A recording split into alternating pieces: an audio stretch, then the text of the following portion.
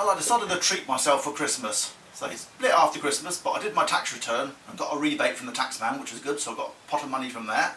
And also my company got a rebate as well. So I was able to splash out a little bit. In fact, splash out quite a lot really. But yeah, so I've bought some Inca equipment, which was recommended to me by Perry McDaniel. And he of course works for Taylor Design Group, who actually design and make the Inca equipment. And here's what I've got. Isn't that a fantastic looking set of kit? Right, I'll just talk you through what I've got here.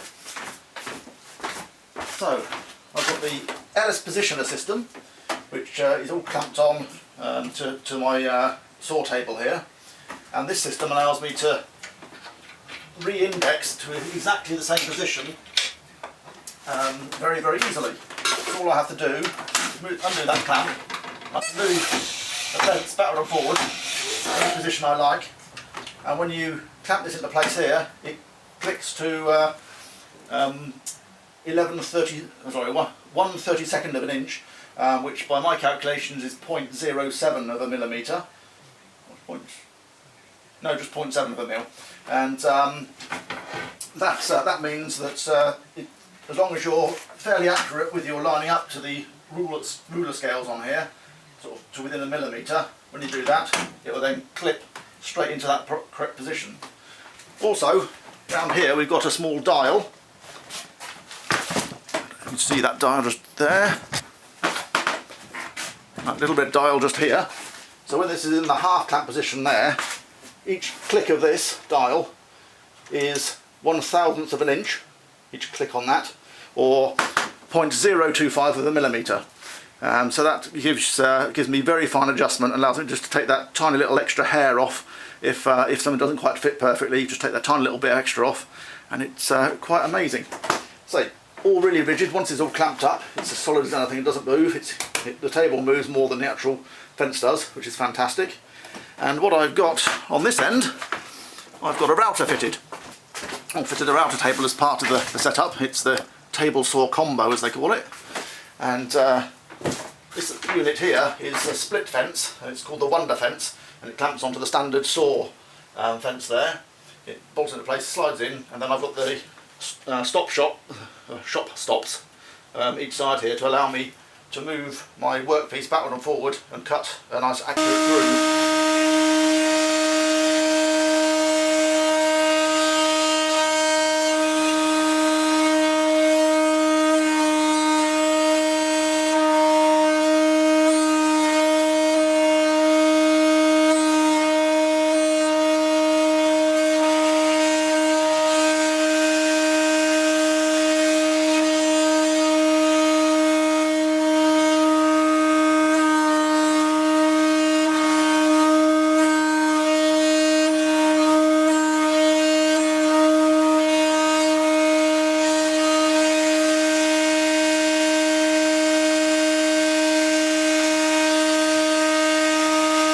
So we've got the actual router table in here, and it's got a Magna-lock system, which is this unit here. So this face locks into place, 4 magnets, so it clips back down, straight into place each time, and you can adjust the height of those magnets up and down with little screws, just to trim the whole thing and make sure it's absolutely level with the rest of your router table.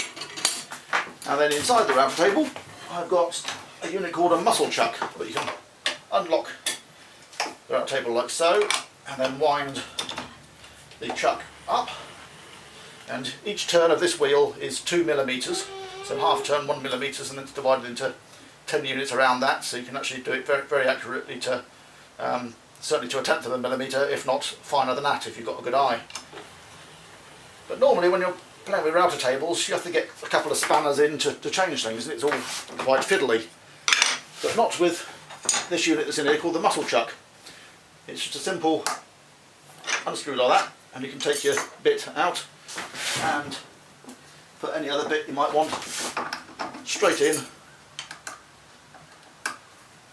Quick twist to tighten it up, and then adjust the height accordingly, and you're ready to cut straight away, which is quite fantastic, and saves an awful lot of messing around.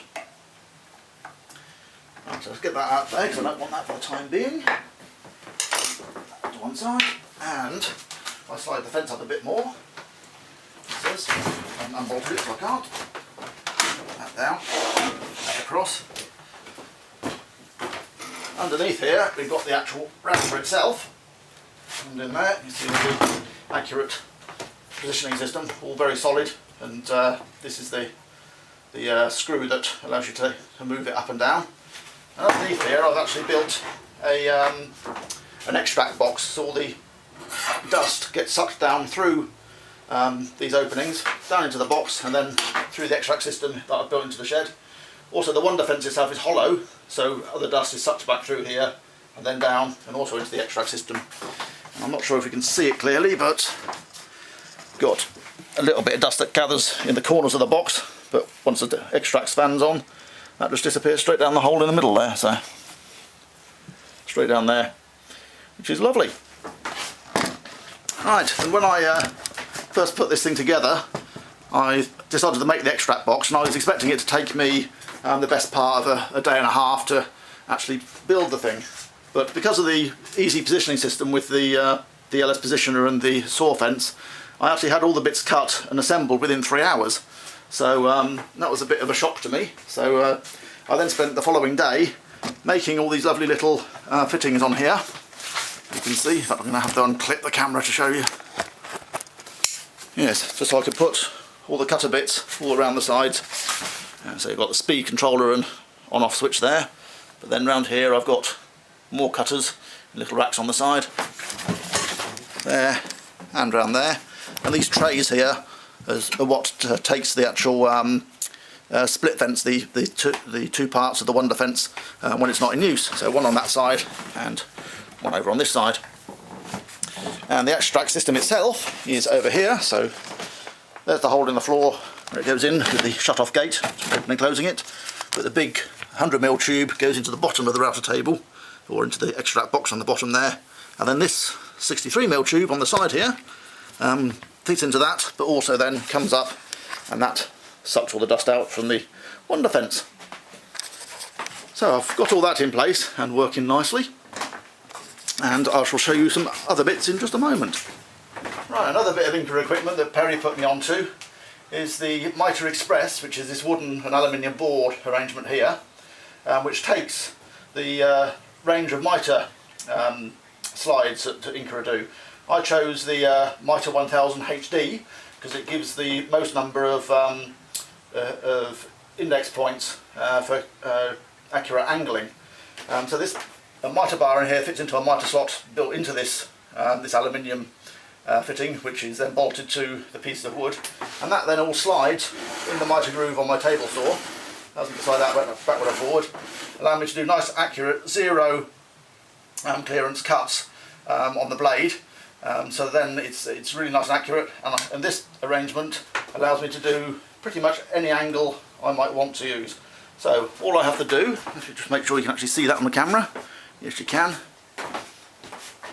move the pointer out of the way, unbolt the handle. I can then rotate this, get it to whatever angle I want, reposition it. So I'm going to go for 0 because I want a straight cut, or might want a straight cut, so 0 is there.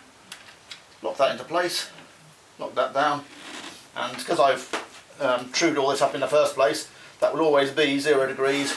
I can push my workpiece through there and chop it off accurately using the split fence system that Inca do, and this allows me to set up multiple positions and stops.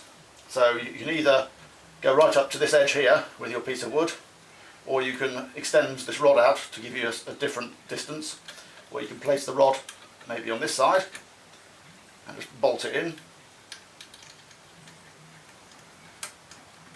like so, and then you could have both these down, so I can use this side to do a small piece and that one a longer piece. So I could, if I had a long piece that needs to be trimmed at both ends, I can butt it up to that particular fence first of all, or up to that stop, do the cut, push it through, do the cut, and then I can flip that one down to do a different cut. And so by using that rod, it allows me just to have that distance rather than having to have that entire distance. There's a difference between the two. But normally keep it as a fixed unit with both of them together because it makes it a little bit more solid. Not that it's wobbly at all, but it's it just keeps things neat and tidy. See, I was trying to get it back together again, so I have to wind that up correctly. There we go, that's better. Put that into there. Fiddling, there we go. I have to bolt that down. Make that good and solid. There, so that allows that to make everything nice. You've got this clamp here, which you can move your workpiece up to your fence and hold it nicely in place. Just clamp it all down so it holds it, so your fingers are away from the workpiece. So all you've got to do is hold onto this, which you push it through the saw. That clamp can go into that channel as well, so you can be closer to the blade if you want to. And this bit is supposed to be bolted down and held in place, but Perry gave me a good tip. He says leave it loose so it can slide, and what you do, once you've done a cut from it, you can then use this to extract the cut piece without getting your fingers anywhere near the blade. So that's a really good tip. So I shall definitely be using that. And because this the Mitre 1000 is a very accurate piece, tool and things, I've decided I can use that as well on my table saw. No, not my table saw, on my bandsaw. And I'll show you that in a bit because I have to unbolt it from here. There's just 3 cam screws that you just undo, and that whole bit just lifts out, and then I can use the mitre bar that's in there to fit straight into my my bandsaw and use it on there. But the bandsaw's run the other way, so I have to unbolt this bit and swap it round the opposite way around so that it can then line up on the bandsaw. But I'll show you that in a minute. So here I am at the bandsaw with the Mitre 1000 swapped round from the table saw so that I can run it through the bandsaw. I've set the rule up here so that it gives me the measurements as if from 0 from the blade, and that means that I can accurately cut things just by using the stop, just lining things up to the stop. I'll give you a quick demo of that. So put that down into place, open up the vent, turn on the extractor, and I can place my piece of wood up to the stop there, just hold that in place nicely.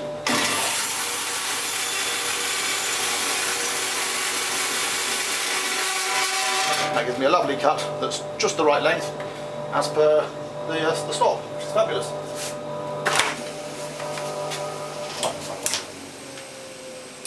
And I say, just like with the table saw system, I can angle this however I want, and also as with the table saw, you can also extend this piece out, which I didn't show you on the table.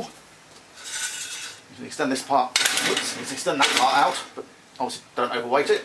If you've got a longer piece of wood and you need to support it all the way along, or if you want to put the stop over at this end for cutting longer pieces, which is jolly useful. So Inca really have, or rather Taylor Design Group have really thought about this and have produced some quite fantastic products in the Inca range. Now I've got a non-Inca fence I put on the bandsaw here, which I found on eBay. It's a Creed one, but gives me a reasonable adjustment, but just for as a ripping fence on a bandsaw, doesn't really need to be as accurate as a lot of the Inca kit can do. So that'll do me just fine, and it saves me a few pennies, because the Inca stuff is lovely, but you get what you pay for.